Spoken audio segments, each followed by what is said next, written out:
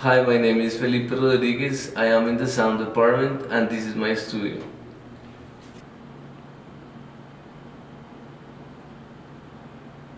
For my MFA work, I am interested in investigating the relationship between sound and architecture, how sound can have an impact on our understanding of a given space while highlighting negative spaces.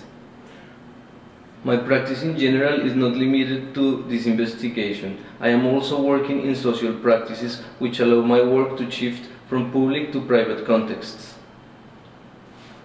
I am also interested in how we listen and how the act of listening can change between a very private act to a very social act.